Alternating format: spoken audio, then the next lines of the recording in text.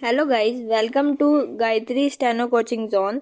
हमारे चैनल पर आपको मिलेंगी हिंदी और इंग्लिश की डिफरेंट स्पीड की डिक्टेशंस। अगर आपको हमारा चैनल अच्छा लगे तो लाइक करें, कमेंट करें, वीडियो को शेयर करें और चैनल को सब्सक्राइब करना ना भूलें। सो गाइस, आइए अब हम स्टार्ट करते हैं अपनी डिक्टेशन, जिसकी स्पीड होगी 80 वर्ड्स पर मिनट। 3, 2, 1 स्टार्ट। मान्यवर पटना में हुए अखिल भारतीय बुद्धिजीवी सम्मेलन के रास्ते में कई रुकावटें आई, फिर भी उल्लेखनीय बात यह है कि वह सफल हुआ। इन्हीं रुकावटों और बाधाओं के कारण सम्मेलन में उपस्थिति बहुत अच्छी नहीं रही। सम्मेलन की शुरुआत किए जाने के समय जो आश्वासन मिले थे वे सब भी पूरे नहीं हुए। सम्मेलन के पहले एक संकल्प प्रेषित किया गया था, जिसे मानने वाले इस सम्मेलन में भाग ले सकते थे। इस संकल्प की मुख्य बातें थी: साम्राज्यवाद के सभी रूपों का अंत होना चाहिए।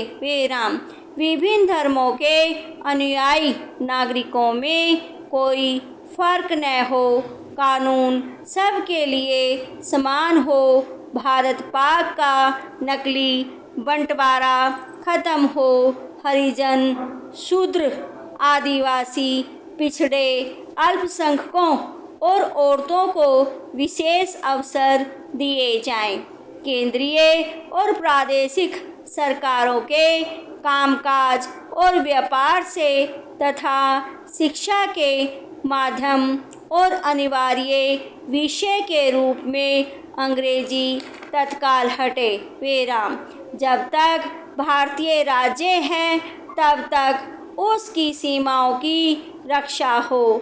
जब तक उत्पादन आधुनिक नहीं होता, खपत की आधुनिकता बिल्कुल बंद हो। सभी निजी खर्चों पर 1500 रुपये मासिक की सीमा लगे। अन्याय के विरुद्ध लड़ने में सिविल नाफरमानी एक मूल्यवान हथियार है, जिसका बढ़ता हुआ इस्तेमाल होना चाहिए।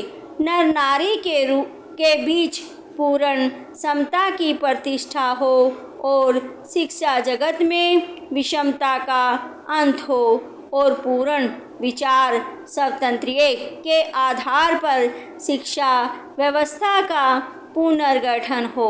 पहला, सम्मेलन में पढ़े गए लेखों पर विचार विमर्श हुआ। इन विषयों पर सुझाव और विश्लेषण सामने आए।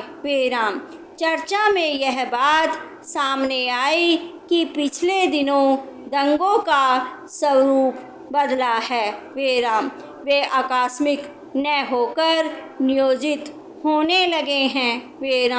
यह भी कि जो इनके पीछे होते हैं उन पर सीधी चोटें होने से दंगे बंद हो जाते हैं और अब दंगे शिक्षित वर्ग को भी अपने में समेट लेते हैं।